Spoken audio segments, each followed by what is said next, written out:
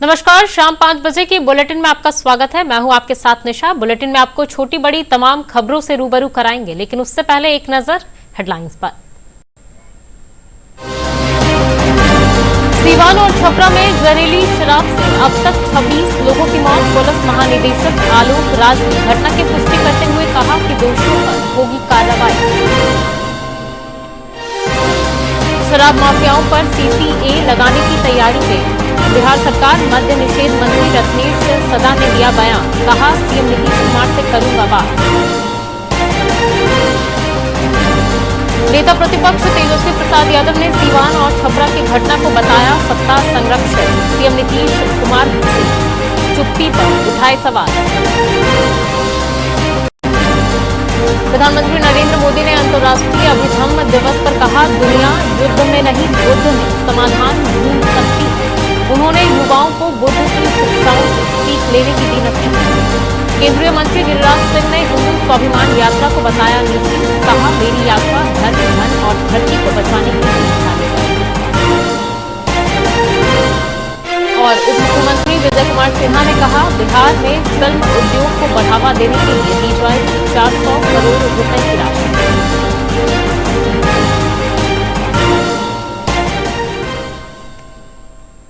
और अब खबरें विस्तार से। छपरा में जहरीली शराब से 26 लोगों की मौत हो गई है। पहली बार आधिकारिक तौर पर सरकार ने यह माना है कि जहरीली शराब पीने से प्रदेश में 26 लोगों की मौत हुई है, जबकि 2 लोगों की आंखों की रोशनी चली गई है। बिहार के डीजीपी आलोक राज ने इस घटना को लेकर कहा है कि निश्चित तौर पर चूक हुई है। इस मामले में 9 लोगों से पूछताछ की जा रही है और जिन शराब माफियाओं का नाम सामने आ रहा है उन पर जल्द कार्रवाई की जाएगी। अब तक 24 मौतों की पुष्टि हुई। सिवान जिले में 20 और सारण जिले में 4। सारण जिला का मशरक क्षेत्र और सिवान जिला का भगवानपुर बाजार क्षेत्र मुख्य तौर पर प्रभावित हुआ है। राज्य सरकार द्वारा इस घटना को बेहद गंभीरता से लिया गया है और बिहार पुलिस सख्त कार्रवाई करने के लिए तत्पर है। बिहार पुलिस की ओर से घटना की सूचना मिलने के उपरांत ही एसपी, डीआईजी ने प्रभावित क्षेत्रों का दौरा किया। संदिग्ध व्यक्तियों से पूछताछ की गई और उनको हिरासत में लिया गया। इसके अतिरिक्त पटना से मद्य निषेध विभाग के पदाधिकारी भी जा रहे हैं और उन्हें निर्देशित किया गया है कि पूरे घटना की प्रोफाइलिंग करें, कहां से शराब की आपूर्ति हो रही है, कौन कौन माफिया इसमें संलग्न है, सबके विरुद्ध गंभीर कार्रवाई और सख्त कार्रवाई की जाएगी। अभी 9-10 लोग हैं जिनको डिटेन करके पूछताछ की जा रही है और उनसे पूछताछ के उपरांत आगाह कार्रवाई की जाएगी। पूछताछ के बिंदुओं पर कुछ नाम सामने आए हैं, कुछ शराब माफियाओं का नाम सामने आया है जिनके विरुद्ध सख्त कार्रवाई की जाएगी। निषेध मंत्री रत्नेश सदा ने प्रदेश में शराब से हुई मौत पर बड़ा बयान दिया है। उन्होंने कहा है कि इसे प्रशासनिक विफलता नहीं मानना चाहिए। उन्होंने कहा कि मद्य निषेध और उत्पाद विभाग के पदाधिकारी लगातार कैंप कर रहे हैं। मामले की जांच के लिए एसआईटी का गठन किया गया है। रत्नेश सदा ने कहा कि शराब माफियाओं पर सरकार सीसीए लगाने की तैयारी में है। परिवार के दुख के घड़ी में साथ है, हमारी सरकार साथ है। सिवान और छपरा सबको निलंबित करते हुए विभागीय कार्रवाई की गई है। जब ये हमको मालूम हुआ तो हम अपने विभागीय पदाधिकारी को निबंधन एवं उत्पाद विभाग के पदाधिकारी को भेज करके वहां दिखवा रहे हैं, सर्वे करवा रहे हैं जो कौन कौन लोग इससे पीड़ित हैं, उसको इलाज के लिए हॉस्पिटलाइज करवा रहे हैं। उसमें अभी तक 22 लोग को हॉस्पिटल में है और 3 लोग की आंख की रोशनी चली गई है। सीवान में जहरीली शराब पीने से अब तक 20 लोगों की मौत हो चुकी है। इस घटना से इलाके के लोग सदमे में हैं। वहीं स्थानीय लोगों का कहना है कि मृतकों की संख्या में अभी और इजाफा हो सकता है, क्योंकि भगवानपुर प्रखंड के अलावा गोरियाकोठी प्रखंड में भी कई लोगों ने जहरीली शराब इस्तेमाल किया था। वहीं घटना स्थल का मुआयना किया गया है। सिवान संवाददाता आकाश कुमार ने।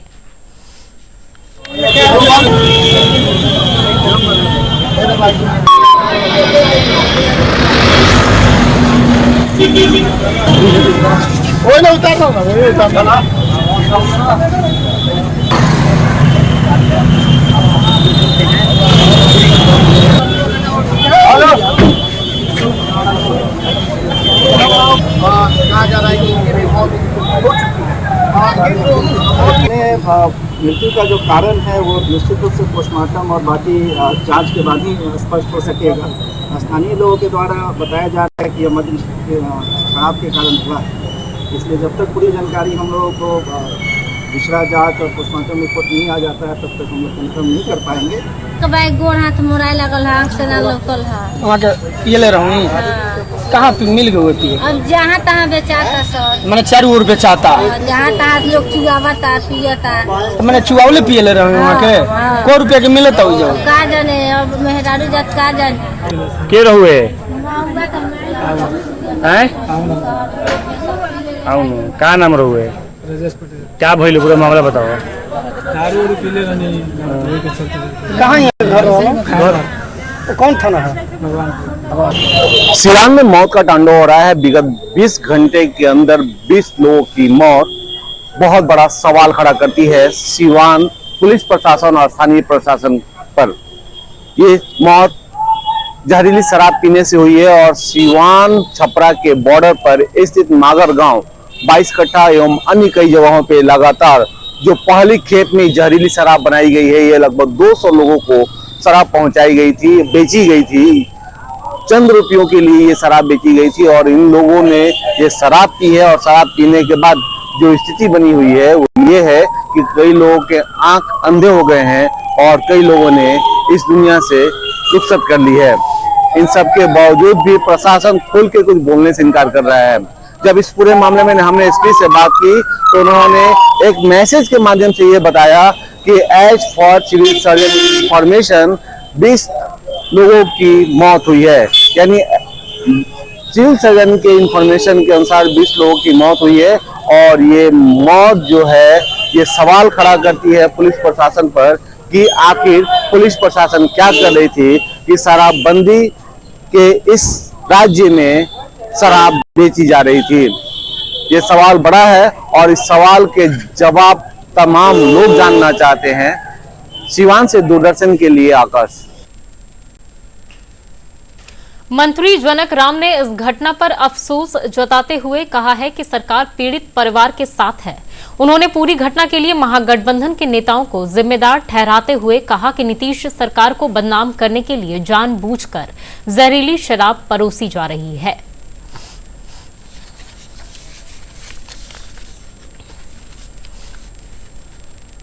बिहार की तमाम पार्टियां एक साथ एकजुट होकर के राज्य के मुखिया आदरणीय नीतीश कुमार जी को समर्थन देकर के पूर्णतः शराबबंदी का समर्थन लोगों ने किया था। और शराबबंदी के आड़ में समय समय से जब इस तरह की घटनाएं घटित होती है तो सरकार कार्रवाई करती है और उस कार्रवाई के पीछे आप सबके प्रिंट मीडिया, इलेक्ट्रॉनिक मीडिया के माध्यम से बिहार के 13-14 करोड़ जनता जानती है कि जो माफिया इसके पीछे पड़े हुए हैं वो माफिया कुछ लोगों को संरक्षण में जीते और आगे बढ़ते हैं। परिवहन मंत्री शीला मंडल ने सिवान और छपरा में जहरीली शराब से हुई मौत मामले पर सरकार का बचाव करते हुए कहा है कि इस मामले का खुलासा होते ही सरकार ने दोषियों पर कार्रवाई की है। जो लोग इस मामले में दोषी थे उन्हें निलंबित कर दिया गया है। अब सोचिए कि कितना खराब चीज है, इससे कईयों की जान जाती है। ये बात समझने वाली बात है। और आज देखिए कि जो भी इसमें दोषी पाया गया हो, जो जिसके लिए आधी आबादी के लिए कितना काम किया जाता है, लेकिन जो भी कोई क्राइम करे उसका कोई जाति नहीं होता है, कोई व्यक्ति नहीं होता है। उसको जो लोग पकड़ा गया सबको सजा मिलेगा उसमें।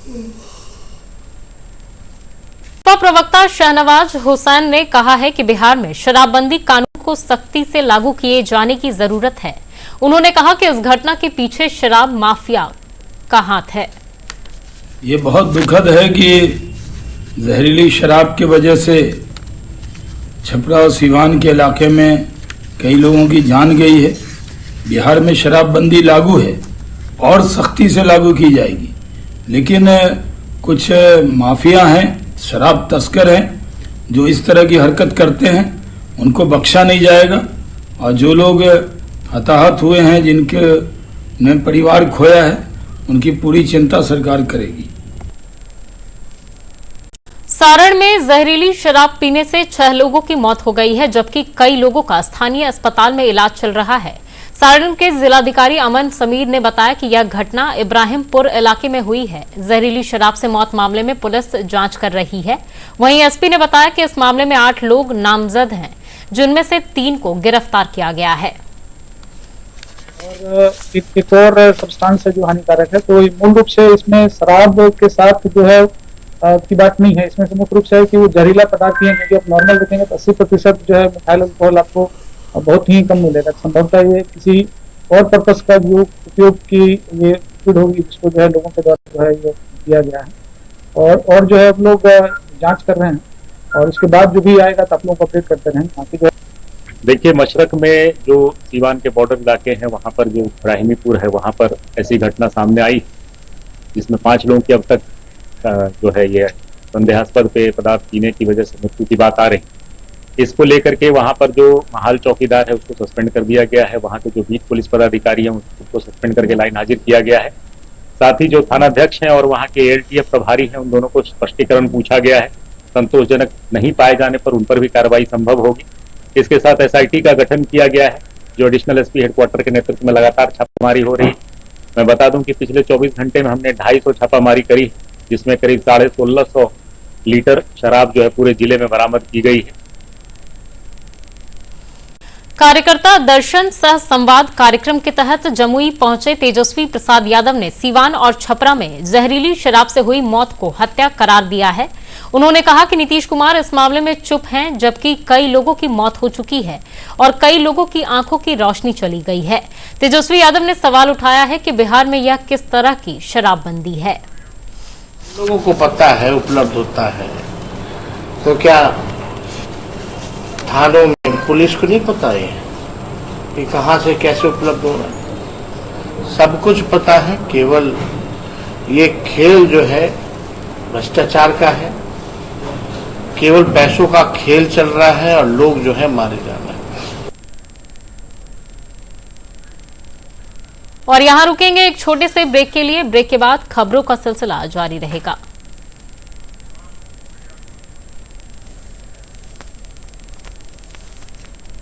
बिहार अग्निशमन सेवाएं आपकी सेवा में सदैव तत्पर। हमारे गांव में बिजली के लूज तारों से निकली चिंगारी से भी आग लगती है। हमको कहीं भी लूज तार दिखे तो इसकी सूचना तुरंत स्थानीय संबंधित अधिकारी को देनी चाहिए। इसके अलावा जिन खेतों में फसल पक गए हों, उन खेतों के आसपास थ्रेसिंग का कार्य नहीं होना चाहिए। खलियान में थ्रेसर का मुंह हवा की विपरीत दिशा में रखना चाहिए। साथ ही खलियान के पास 2 टब में भरा हुआ पानी होना चाहिए और खेतों के आसपास हवन बिल्कुल नहीं होना चाहिए।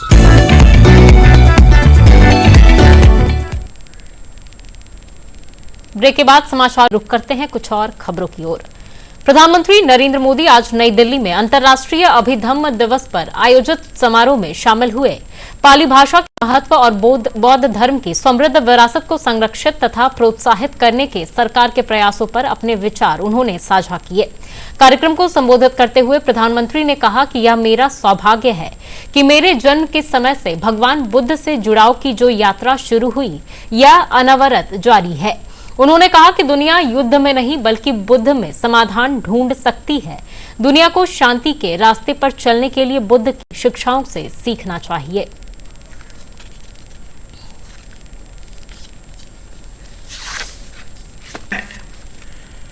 दुनिया के कई देशों में इस दिशा में सार्थक प्रयास भी किए जा रहे हैं।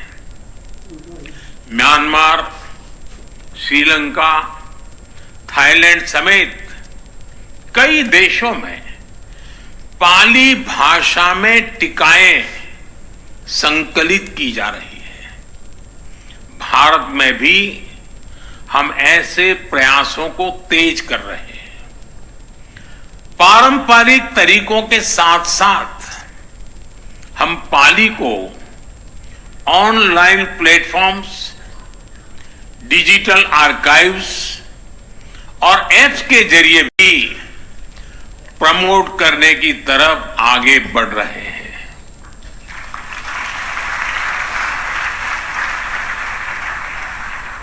भगवान बुद्ध को लेकर मैंने पहले भी कहा है, बुद्ध बोध भी है और बुद्ध शोध भी है। की देवी की प्रतिमा में बड़े बदलाव किए गए हैं। पहले उनकी प्रतिमा में आंखों पर पट्टी लगी होती थी, वहीं हाथ में तलवार थी, लेकिन अब न्याय की देवी की आंखों से पट्टी हटा दी गई है, वहीं हाथ में तलवार की जगह संविधान की कॉपी दी गई है। सुप्रीम कोर्ट में न्याय की देवी यानी लेडी ऑफ जस्टिस की नई मूर्ति लगाई गई है। इस मूर्ति में देवी का स्वरूप बदला हुआ दिख रहा है। दरअसल देश की अदालतों, वकीलों या फिर कानूनविदों के चैम्बरों में दिखने वाली न्याय की देवी की आंखों पर पट्टी बंधी हुई, उसके एक हाथ में तराजू और दूसरे हाथ में तलवार दिखती थी, लेकिन नई मूर्ति में न्याय की देवी की आंखों पर पट्टी बंधी हुई नहीं है। वहीं तलवार की जगह संविधान की कॉपी ने ले ली है। नई मूर्ति को chief justice of India DY Chandrachud ने ऑर्डर देकर बनवाया है। CJI ने बताया कि न्याय की मूर्ति से आंखों की पट्टी इसलिए हटाई गई है क्योंकि कानून अंधा नहीं होता है। अच्छा है कि न्याय की मूर्ति जो किसी जमाने में औपनिवेशिक काल में उन्होंने कहा कि न्याय अंधा है, क्यों अंधा है? संविधान के अनुसार, कानून के अनुसार न्याय होता है, न्यायाधीश न्याय करते हैं, तो देखता ही ना, वो नहीं देखता ऐसा तो हो नहीं सकता। तो उसी भाव को या उसी विषय को जो जैसलमेर हाउस से चलते चलते सुप्रीम कोर्ट में भी आज पहुंच गया। जानकारी के अनुसार पहले इस प्रतिमा में आंखों पर बंधी पट्टी कानून के सामने समानता दिखाती थी, जिसका अर्थ था कि न्यायालय अपने समक्ष उपस्थित होने वाले व्यक्तियों की संपत्ति, शक्ति या स्थिति के अन्य चिन्हों को नहीं देख सकते हैं, जबकि तलवार अधिकार और अन्याय को दंडित करने की शक्ति का प्रतीक थी। हालांकि अब सुप्रीम कोर्ट में न्याय की देवी की नई प्रतिमा की आंखों से पट्टी हटा दी गई है। अब उनके हाथ में तलवार की जगह संविधान ने ले ली है, ताकि यह संदेश दिया जा सके कि देश में कानून अंधा नहीं है और न ही यह दंड का प्रतीक है। दरअसल हाल ही में सरकार ने अंग्रेजों के दौर के Indian penal code IPC, criminal procedure code CRPC और एविडेंस एक्ट में बदलाव किए हैं। इनकी जगह भारतीय न्याय संहिता BNS, भारतीय नागरिक सुरक्षा संहिता BNSS और भारतीय साक्ष्य अधिनियम BSA को लागू किया है। ये तीनों क्रिमिनल लॉ देश में 1 जुलाई 2024 से लागू हो गए हैं। इस कड़ी में ब्रिटिश कालीन न्याय की देवी के स्वरूप को बदला गया है। ब्यूरो रिपोर्ट, दूरदर्शन समाचार, पटना। केंद्रीय मंत्री गिरिराज सिंह ने अपनी हिंदू स्वाभिमान यात्रा को लेकर कहा कि इस यात्रा से किसी दल का कोई सरोकार नहीं है, यहां तक कि भारतीय जनता पार्टी का भी नहीं। उन्होंने कहा कि मेरी यात्रा धर्म, धन और धरती बचाने के लिए निकाली जाएगी। ये यात्रा हिंदू स्वाभिमान की यात्रा है और आप देख रहे हैं कि बगल में स्वामी दीपांकर जी महाराज हैं। मैं तो केवल इनके साथ हूं और इसमें कोई राजनीतिक दल नहीं है, चाहे भारतीय जनता पार्टी हो, चाहे कोई और दल हो। ये शुद्ध रूप से धर्म, धन, धरती को बचाने का ये अभियान है। फिल्म उद्योग को बढ़ावा देने के लिए कल पटना में फिल्म कॉन्क्लेव का आयोजन किया जाएगा। इसको लेकर उप मुख्यमंत्री सह कला संस्कृति मंत्री विजय कुमार सिन्हा ने कहा कि राज्य में फिल्म उद्योग आगे बढ़े, इस पर विचार विमर्श किया जाएगा। साथ ही फिल्म उद्योग को बढ़ावा देने के लिए 4 करोड़ रुपए की राशि अनुदान के रूप में दी जाएगी।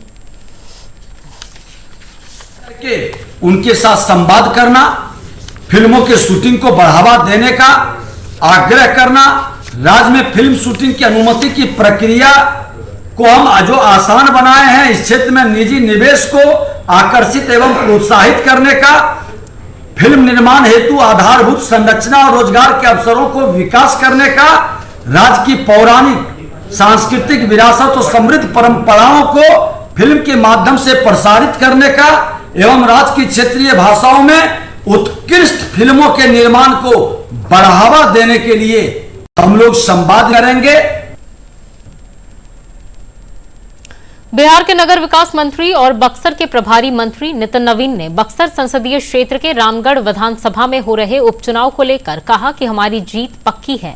वहीं उन्होंने कहा कि सभी 4 विधानसभा सीटों पर उपचुनाव में डबल इंजन की सरकार जीत दर्ज करेगी। लगातार भाजपा और जदयू की सरकार को सफलता मिली है चुनाव में। निश्चित रूप से ये 4 उपचुनाव भी भाजपा के और जदयू के गठबंधन, पूरी एनडीए गठबंधन की जीत को मोहर लगाएगा। आयोग ने मंगलवार शाम को महाराष्ट्र और झारखंड विधानसभा चुनाव की तारीखों के साथ ही 15 राज्यों की 48 विधानसभा सीटों पर होने वाले उपचुनाव की तारीखों का भी ऐलान कर दिया है। बिहार की 4 सीटों पर भी उपचुनाव होना है। देखिए ये खास रिपोर्ट। अगले महीने महाराष्ट्र और झारखंड में विधानसभा चुनाव होने हैं। इसके साथ ही बिहार में जिन 4 सीटों पर उपचुनाव होना है उनमें बेलागंज, इमामगंज, रामगढ़ और तरारी विधानसभा सीटें हैं। इन सीटों पर 13 नवंबर को वोटिंग होगी। 23 नवंबर को नतीजे घोषित किए जाएंगे। 13 नवंबर को ही पड़ोसी प्रदेश झारखंड में पहले चरण की वोटिंग होनी है। इन Faridabad and Gurgaon in the recently held elections, and they are the poshest places where voting has been around 20%. So again, we will be doing a lot of work on this to do whatever we can do to attract the urban voters. Now, friends, coming to Jharkhand.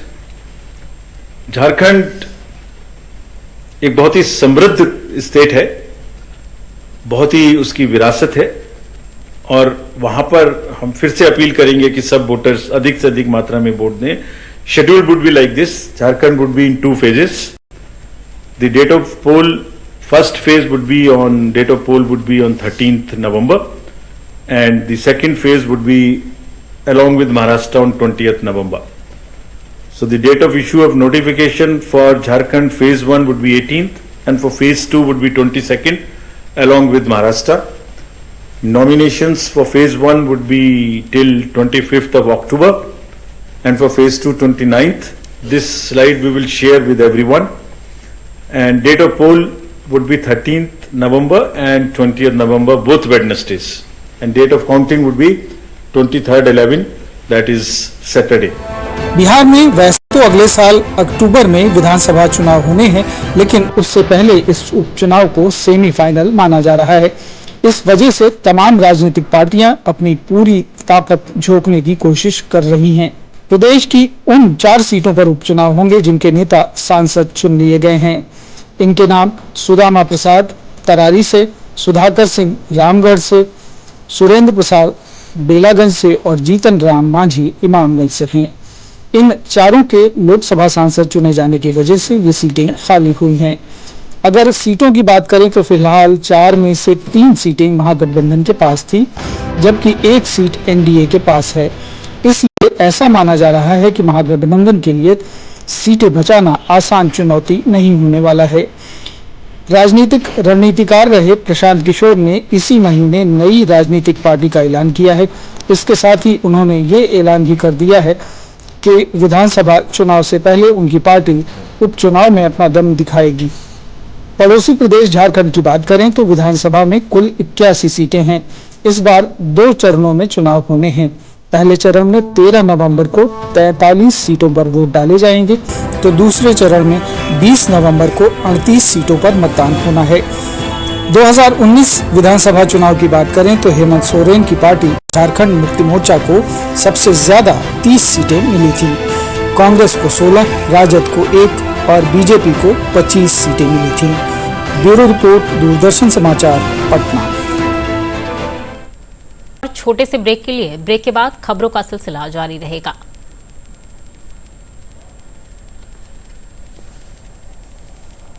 आइए आइए जल्दी दादी देखो नाव लगा है, चलो उस पर बैठते हैं। नहीं बबुआ, वो नाव पे जरूरत से ज्यादा लोग बैठे हैं, हम लोग उस नाव पे नहीं बैठेंगे। क्या हुआ बच्चा, आओ बैठ जाओ, दादी को भी लेके आओ। हम लोग को इस नाव पर नहीं बैठना, दादी कह रही है खतरा हो सकता है। बच्चा एकदम सही करो। में फिर से हाजिर है अलीगढ़ मुस्लिम विश्वविद्यालय के संस्थापक सर सैयद अहमद खान के 207वें जन्म दिवस पर अररिया में सर सैयद डे 2024 धूमधाम और हर्षोल्लास के साथ अलीगढ़ मुस्लिम विश्वविद्यालय से पढ़ चुके सरवर आलम ने कहा कि सर सैयद अहमद खान का मुख्य विजन आधुनिक शिक्षा पर था। वह चाहते थे कि भारत के सभी लोग परंपरागत शिक्षा के साथ साथ आधुनिक शिक्षा भी प्राप्त करें ताकि भारतीयों का विकास हो सके।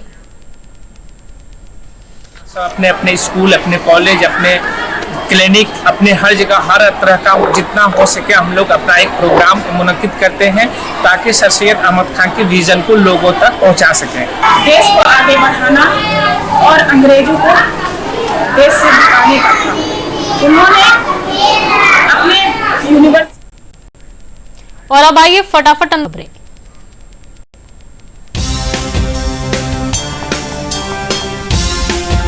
हरियाणा में लगातार तीसरी बार बीजेपी की सरकार आ गई है। नायब सिंह सैनी ने पंचकुला में आयोजित समारोह में हरियाणा के मुख्यमंत्री के रूप में शपथ ली।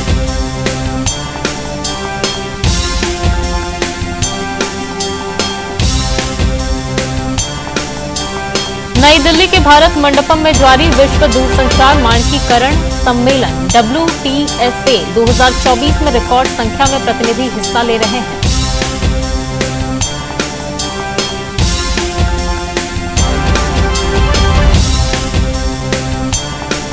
मंत्री मंगल पांडे ने केंद्र सरकार द्वारा गेहूं सहित रबी की 6 फसलों का न्यूनतम समर्थन मूल्य बढ़ाने का किया स्वागत।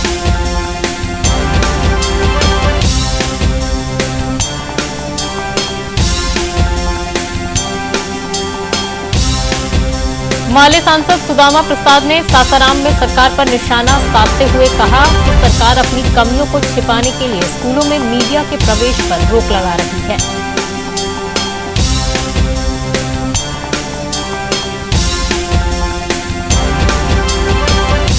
पटना सिटी में स्मार्ट प्रीपेड मीटर और बढ़ती महंगाई के विरोध में पटना महानगर राजद के कार्यकर्ताओं ने किया प्रदर्शन।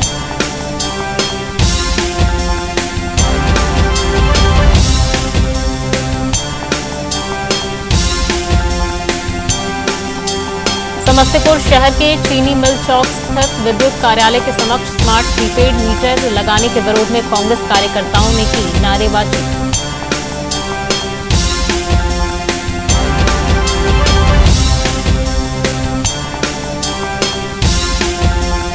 एनटीए ने राष्ट्रीय शिक्षक पात्रता परीक्षा 2024 के लिए आवेदन करने की तिथि बढ़ाई। 22 अक्टूबर तक अभ्यर्थी जमा कर सकते हैं आवेदन।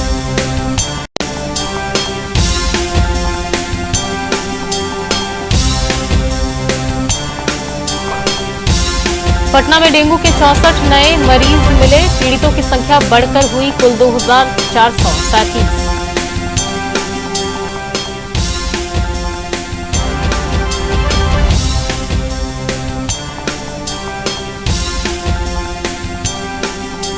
पटना सिटी में कौमुदी महोत्सव का हुआ आयोजन। राज्यपाल राजेंद्र विश्वनाथ आर्लेकर ने किया उद्घाटन।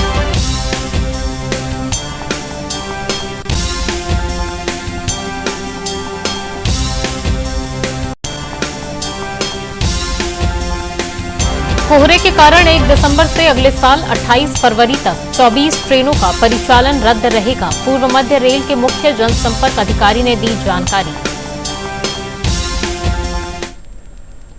नजर हेडलाइंस पर।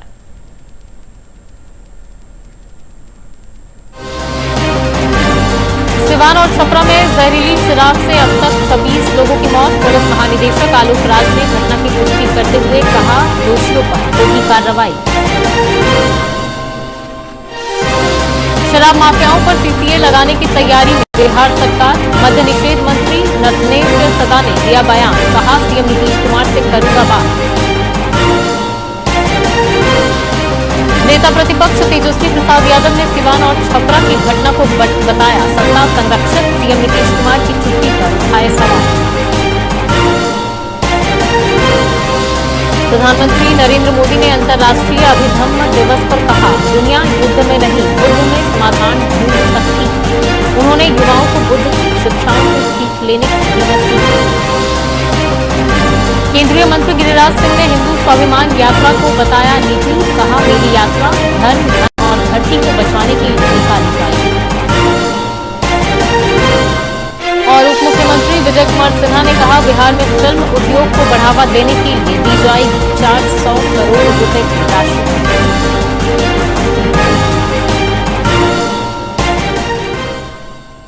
और इसी के साथ प्रादेशिक समाचारों का यह बुलेटिन समाप्त हुआ। मुझे दीजिए इजाजत। नमस्कार। देखते रहें डीडी बिहार।